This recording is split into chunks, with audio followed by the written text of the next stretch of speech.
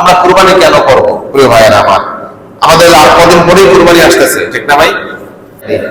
এই কুরবানি ঈদ মুসলমানদের জীবনে দুইটা বড় বড় আনন্দের দিন। একটা হচ্ছে ঈদুল আযহা, ঈদুল ফিতর। এই যে কুরবানি ঈদ আমরা বলি, কুরবানি শব্দটা হচ্ছে আরবি শব্দ, এর মাসদার হচ্ছে কাফ রা হা, অর্থ হচ্ছে নৈকট্য বা সান্নিধ্য। কুরবান এমন এক আমল যা দ্বারা নৈকট্য হাসিল করা যায়। কুরবানি মানে আল্লাহর নৈকট্য হাসিলের জন্য আনন্দ উদযাপন করার ঈদ।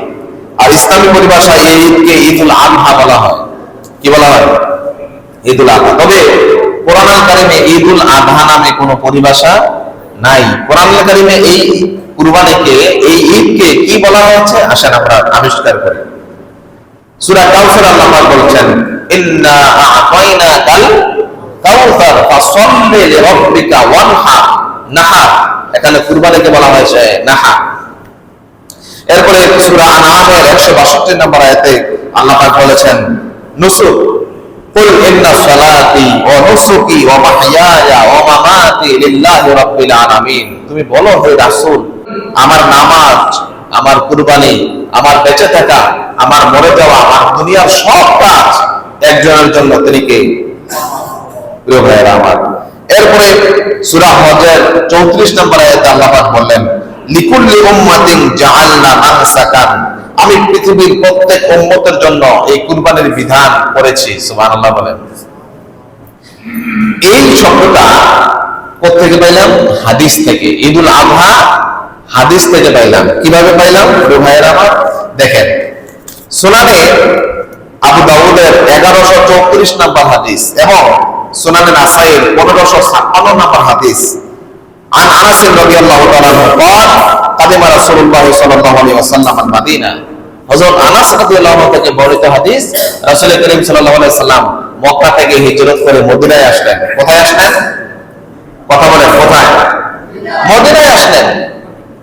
ওয়ালাহুম ইয়াওমান ইয়ালআবুনা ফীহিমা। আর মদিনাবাসীদের দুইটা দিন ছিল, তারা খুব আনন্দ করত। নবীজি এসে দেখলেন আর বললেন, ফাকালা মা হাযাল ইয়াওমা, এই দুইটা দিন কিসের দিন?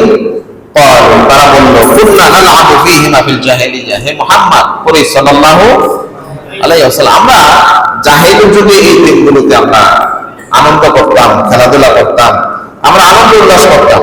ফাকালা রাসূলুল্লাহ সাল্লাল্লাহু আলাইহি ওয়াসাল্লাম, এই কথা শুনে আমার রাসূল বললেন, ইন্নাল্লাহা কাদ আবদালাকুম বিহিমা খায়রান। নিশ্চয় আল্লাহ পাক এই দুই দিনের চাইতে আরো উত্তম দিন তোমাদেরকে দিয়েছেন। সেটা কি? মিনহুমা ইয়াউমুল আযহা ও ইয়াউমুল ফিতর। সেই দুইটা দিন হচ্ছে একটা ঈদুল আযহা আর একটা ঈদুল ফিতর। তাহলে দুইটা ঈদ আমরা পাইলাম। প্রিয় ভাইয়েরা আমার, কয়টা ঈদ পাইলাম? দুইটাই। এই কুরবানির ইতিহাস, কুরবানি শুরু হলো কোত্থেকে? সূরাতুল মায়েদা 27 নম্বর আয়াতে আল্লাহ পাক বলছেন, وَاتْلُ عَلَيْهِمْ نَبَأَ ابْنَيْ آدَمَ بِالْحَقِّ إِذْ قَرَّبَا قُرْبَانًا فَتُقُبِّلَ مِنْ أَحَدِهِمَا وَلَمْ يُتَقَبَّلْ مِنَ الْآخَرِ। আল্লাহ পাক বলছেন, হে রাসূল, আপনি তেলাওয়াত করেন, নাবা আপনাই আদম বিল হক, আদমের দুই সন্তানের ঘটনা। ইদ কাররাবা কুরবানান, যখন দুই ছেলে কুরবানি করলো, ফাতুকুব্বিলা মিন আহাদিহিমা, একজনের কুরবানি কবুল করা হলো, ওয়ালাম ইউতাকাব্বাল মিনাল আখার, অন্যজনের কুরবানি কবুল করা হলো না। ক্বালা লা আকতুলান্নাকা, যার কুরবানি কবুল হয় নাই তার নাম হচ্ছে কাবিল, আর যার কুরবানি কবুল হয়েছে তার নাম হাবিল। হাবিল বলল কাবিলকে, আমি তোমাকে অবশ্যই হত্যা করব। ক্বালা ইন্নামা ইয়াতাকাব্বালুল্লাহু মিনাল মুত্তাকিন। এবার হাবিল বলল, নিশ্চয়ই আল্লাহ পাক যারা মুত্তাকি তাদের থেকেই ভালো কাজগুলো কবুল করেন, যারা মুত্তাকি নয় তাদের কুরবানি কবুল করেন না। কথা বলেন, যারা মুত্তাকি নয় তাদের কুরবানি কবুল করেন না। প্রিয় ভাইয়েরা আমার, হাবিল কুরবানি করলো একটা ভেড়া। রাসূল করিম সাল্লাল্লাহু আলাইহি ওয়াসাল্লামের মুখে এই ঘটনা আমরা জানতে পারলাম। সূরা মায়েদা 27 নম্বর আয়াতে আল্লাহ পাক এই কথাগুলো বললেন যে হাবিল কুরবানি করছে একটা ভেড়া। কি করেছে? একটা ভেড়া কবুল হয়ে গেল। আর কাবিল করেছে কিছু ফসল, কারণ কাবিল ছিল কৃষক। কি ছিল? কৃষক। প্রিয় ভাইয়েরা আমার, অনেক লম্বা, আমি সংক্ষেপে যে কথাগুলো বলতে চাই, সেটা হচ্ছে এই কুরবানিটা শুরু হয়েছে আদমের দুই সন্তান থেকে। প্রথম সন্তানের নাম হাবিল, দ্বিতীয় সন্তান কাবিল। এই দুইজনের কুরবানি থেকে একজনের কুরবানি কবুল হয়েছে, আরেকজনের কুরবানি কবুল হয় নাই। আমাদের দেশেও দেখবেন সবার কুরবানি আল্লাহ তাআলা কবুল করেন না। আমরা অনেকে অহংকার মিশ্রিত কুরবানি করি, অনেকে হারাম টাকা দিয়ে হারাম উপার্জিত টাকা দিয়ে কুরবানি করে। এই কুরবানিগুলো আল্লাহ পাক কবুল করবেন না। প্রিয় ভাইরা আমার, সূরা হজের 34 নম্বর আয়াতে আল্লাহ পাক বলছেন, ওয়ালিকুল্লি উম্মাতিন জাআলনা মানসাকান লিয়াযকুরু ইসমাল্লাহি আলা মা রাযাকাহুম মিন বাহিমাতিল আনআম। আল্লাহ পাক বললেন যে প্রত্যেক উম্মতের জন্য আমি কুরবানির বিধান ঠিক করে দিয়েছিলাম, যাতে ওই উম্মতের লোকেরা পশুদের উপর আল্লাহর নাম নেয় যেগুলো তিনি তাদেরকে দিয়েছেন। বলেন সুবহানাল্লাহ।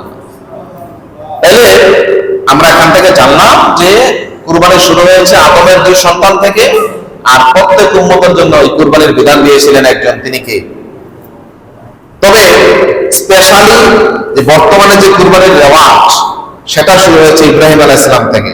সূরা সাফফাতের 100 নম্বর আয়াত থেকে 108 নম্বর আয়াত পর্যন্ত এই বর্ণনাটা এসেছে। 80 বছর বয়সে ইব্রাহিম আলাইহিস সালামের দোয়া শুরু হলো, রব্বি হাবলি মিনাস সালিহিন। 80 বছর বয়সে আল্লাহ পাক ইব্রাহিমের ঘরে সন্তান দিলেন ইসমাইলকে। কাকে দিলেন? আর 86 বছরে হইল দ্বিতীয় সন্তান ইসহাক। যখন সন্তান জন্ম হলো তখন আল্লাহ পাকের কাছে ইব্রাহিম এই দোয়া করেছিলেন যে রব্বি হাবলি মিনাস সালিহিন, হে আল্লাহ আমার একটা সুসন্তান, প্রত্যুৎপন্নবতী একটা সন্তান, একটা বুদ্ধিমান সন্তান দাও। ফাবাশশারনাহু বিগুলামিন হালিম। আল্লাহ রাব্বুল আলামিন সুন্দর একজন প্রত্যুৎপন্নবতী বুদ্ধিমান একজন জ্ঞানী সন্তানের সুসংবাদ আল্লাহ পাক দিলেন। এই কুরবানি আপনাকে করতে হবে। কুরবানির বিধান, যার উপর যাকাত ফরজ তার উপর কুরবানিও বাধ্যতামূলক। কুরবানি আপনাকে করতে হবে। প্রিয় ভাইয়েরা আমার, এই কুরবানি আল্লাহ রাব্বুল আলামিনের পক্ষ থেকে গোটা বিশ্বের যত মুসলিম রয়েছে সমস্ত জাতিসত্তার জন্য, সমস্ত উম্মতের জন্য এই বাধ্যতামূলক করেছেন কে? আল্লাহ। আল্লাহ পাক বলেছেন, ওয়ালিকুল্লি উম্মাতিন জাআলনা মানসাকান লিয়াযকুরু ইসমাল্লাহি আলা মা রাযাকাহুম মিন বাহিমাতিল আনআম। আল্লাহ পাক প্রত্যেক উম্মতের জন্য আল্লাহ পাক বলছেন যে প্রত্যেক উম্মতের জন্য আমি কুরবানির নিয়ম নির্দিষ্ট করে দিয়েছি, যাতে করে চতুষ্পদ জানোয়ারগুলোকে জবাই করার সময় আল্লাহর নাম স্মরণ করে বিসমিল্লাহ আল্লাহু আকবার। আমরা পশু জবাইয়ের সময় কি বলি? বিসমিল্লাহ আল্লাহু আকবার। সূরা কাউসারে আল্লাহ পাক ওয়াদা করেছেন, ফাসাল্লি লিরাব্বিকা ওয়ানহার। আপনি নামাজ পড়েন, এরপরে কুরবানি করেন। এই ওয়াদার টাকা আমরা ঈদের নামাজ আগে পড়ে না আগে কুরবানি করি? এইজন্য আল্লাহ বলছেন ফাসাল্লি, আগে নামাজ পড়ো, লিরাব্বিকা তোমার রবের সন্তুষ্টির জন্য, ওয়ানহার এরপরে কুরবানি করো। প্রিয় ভাইয়েরা আমার, সূরা হজের 37 নম্বর আয়াতে আল্লাহ পাক বললেন যে তাকওয়ার বহিঃপ্রকাশ হচ্ছে এই কুরবানি। আল্লাহ পাক বলছেন, লা ইয়ানালাল্লাহা লুহুমুহা ওয়ালা দিমাউহা ওয়ালাকিন ইয়ানালুহুত তাকওয়া মিনকুম। এই যে তোমরা পশু জবাই করছো, এই পশুর রক্ত, পশুর গোশত আল্লাহর নিকট পৌঁছে না, আল্লাহর নিকট পৌঁছে তোমাদের তাকওয়া। তোমরা কে? আল্লাহকে খুশি করার জন্য কুরবানি করছো, এটাই আল্লাহ পাক দেখেন। কি কত বড় পশু জবাই করছো এটা আল্লাহ পাক দেখেন না। প্রিয় ভাইয়েরা আমার, এই কুরবানি একনিষ্ঠতা শেখায় আপনাকে। আল্লাহ পাক বলেন সূরা আনআমের 162 নম্বর আয়াতে, কুল ইন্না সালাতি ওয়া নুসুকি ওয়া মাহইয়ায়া ওয়া মামাতি লিল্লাহি রাব্বিল আলামিন। হে রাসূল, আপনি বলেন যে আমার নামাজ, আমার কুরবানি, আমার জীবন, আমার মরণ বিশ্বজাহানের প্রতিপালক আল্লাহর জন্য। প্রিয় ভাইয়েরা আমার, এবার আমরা একটা হাদিস শুনবো যে নিসাব পরিমাণ সম্পদ যদি আপনার থাকে তাহলে কুরবানি করতেই হবে আপনাকে। বাধ্যতামূলক করেছেন কে? মুহাম্মদ মুসনাদ আহমদ এবং ইবনে মাজাহ হাদিস। নবীজি বলেছেন, হযরত আবু হুরায়রা বর্ণিত হাদিস, যে মান ওয়াজাদা সাআতান আইয়ুদাহিয়া ওয়ালাম ইউদাহি আলা ইয়াকরাবাতনা মুসাল্লানা। নবীজি বলেন, সামর্থ্য থাকা সত্ত্বেও যে ব্যক্তি পশু কুরবানি করে না, সেজন্য আমার এই ঈদগাহের কাছেও না আসে। তার মানে সামর্থ্য থাকলে আপনাকে কুরবানি করতে হবে। সামর্থ্য থাকা বিষয়টা ফিকহায়ে কেরাম বলেছেন যে 7.5 ভরি স্বর্ণ অথবা 52.5 তোলা রৌপ্য যদি আপনার কাছে থাকে, অথবা এই সমপরিমাণ সম্পদের মালিক যদি আপনি হন, তাহলে আপনাকে কুরবানি করতে হবে। এবং ইসলামের বিধান হচ্ছে প্রত্যেক পরিবারের পক্ষ থেকে কুরবানি করা অপরিহার্য। ইবনে মাজাহ 3125 নম্বর হাদিস, নবীজি বলেছেন যে ইয়া আইয়ুহান নাস, ও লোকেরা, ও মানব সকল শোনো, ইন্না আলা কুল্লি আহলি বাইতিন উযহিয়া, নিশ্চয়ই প্রত্যেক পরিবারের উপর একটা করে কুরবানি করা বাধ্যতামূলক। এই বাধ্যতামূলক করলেন কে? মুহাম্মদুর রাসূলুল্লাহ সাল্লাল্লাহু আলাইহি ওয়াসাল্লাম। প্রিয় ভাইয়েরা আমার, এই কুরবানির দিনে আল্লাহর নিকট সবচেয়ে প্রিয় কাজ হচ্ছে পশু জবাই করা। ইয়াউমুল আযহার মধ্যে সবচেয়ে প্রিয় কাজ আল্লাহর কাছে কোনটা? পশু জবাই করা, কুরবানি করা। আন আয়েশা রাদিয়াল্লাহু তাআলা আনহা قالت قال رسول الله صلى الله عليه وسلم ما عمل ابن آدم من عمل يوم النحر أحب إلى الله من إحراق الدم। হযরত আয়েশা রাদিয়াল্লাহু তাআলা আনহা বলেন যে আমার রাসূল ইরশাদ করেছেন যে আদম সন্তানের কোন কাজ ইয়াউমুল আযহার মধ্যে, মানে ঈদুল আযহার ভিতরে আর কোন প্রিয় কাজ নাই। সবচেয়ে প্রিয় কাজ হচ্ছে পশুর রক্ত প্রবাহিত করা, পশু জবাই করা। প্রিয় ভাইয়েরা আমার, নবীজির এই হাদিসের শেষাংশে হযরত আয়েশা বর্ণিত হাদিসটিতে এসেছে ওয়া ইন্নাহু লাতাআতি ইয়াউমাল কিয়ামাতি বিকুরুনিহা। এই যে কুরবানি আপনি করলেন, কুরবানি করার কারণে কিয়ামতের ময়দানে এই পশুটা এই কিয়ামতের দিন আপনার জন্য শিং, ওয়াসারিহা পশম, ওয়াসনাফিহা এবং খুর, এগুলো নিয়ে লাতাআতি ইয়াউমাল কিয়ামা, কিয়ামতের দিন আসবে। সুবহানাল্লাহ বলেন। আপনার মিজানের পাল্লায় ওজন দেওয়া হবে। আল্লাহ রাব্বুল আলামিন আপনাকে এই গুনাহগুলো মাফ করে আপনাকে জান্নাতবাসী করে দিবেন। পড়েন সুবহানাল্লাহ। ওয়া ইন্না দামা লা ইয়াকাউ মিনাল্লাহি বিমাকানিন কাবলা ইয়াকা ফিল আরদ।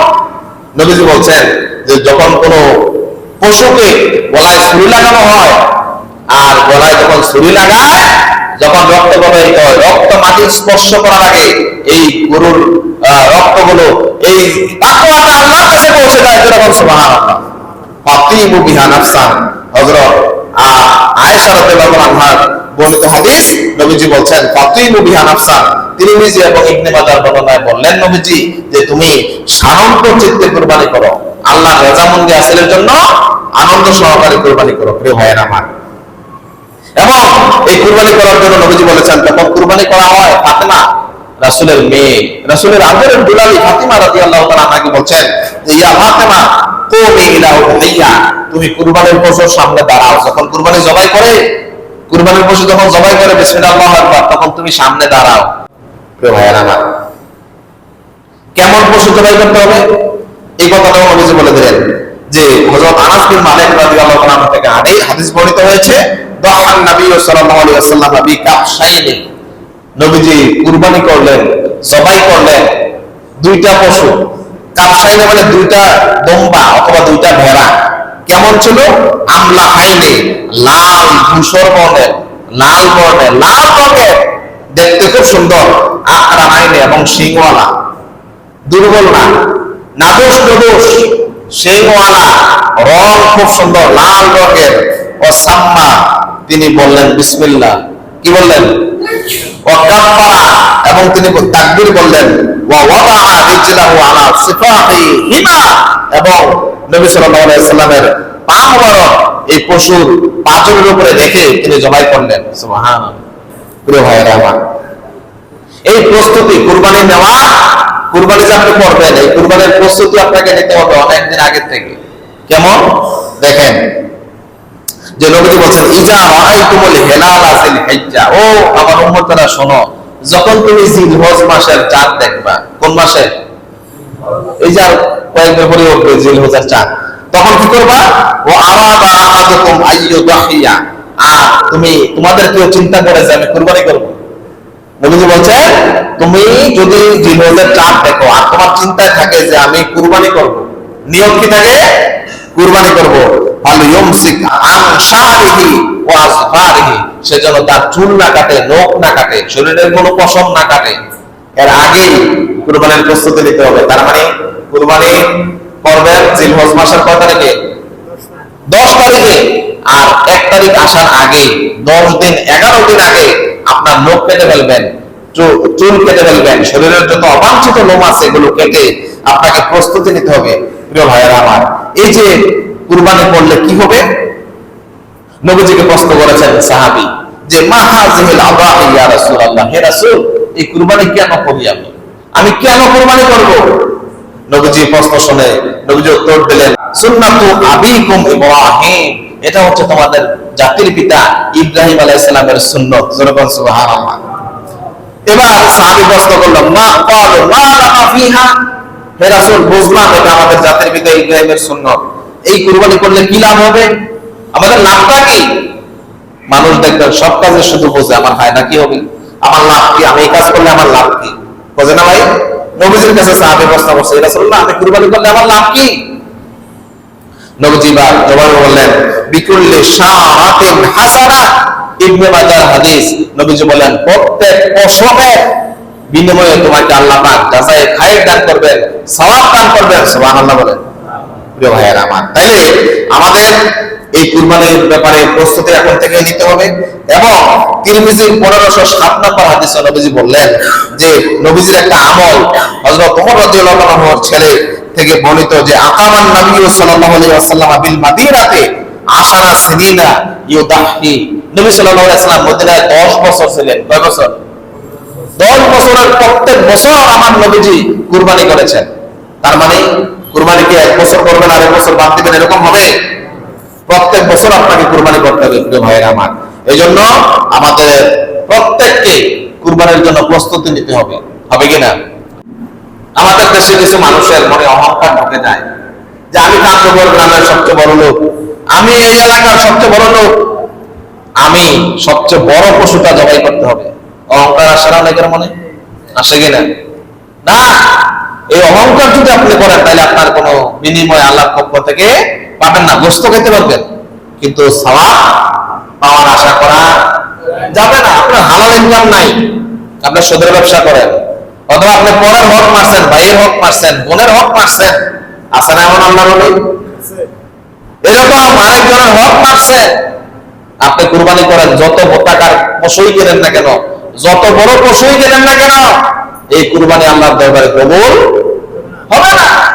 ইন্নাল্লাহা লা ইয়ানজুরু ইলা সুওয়ারিকুম ওয়ালাকিন ইয়ানজুরু ইলা কুলুবিকুম ওয়া আমালিকুম। নবীজি বলেন আল্লাহ রাব্বুল আলামিন তোমাদের চেহারা কত সুন্দর, তোমাদের পোশাক কত সুন্দর, এগুলো তাকায় না, আল্লাহ পাক তাকায় তোমাদের অন্তরের দিকে। তুমি কাকে খুশি করার জন্য পশু কিনছো?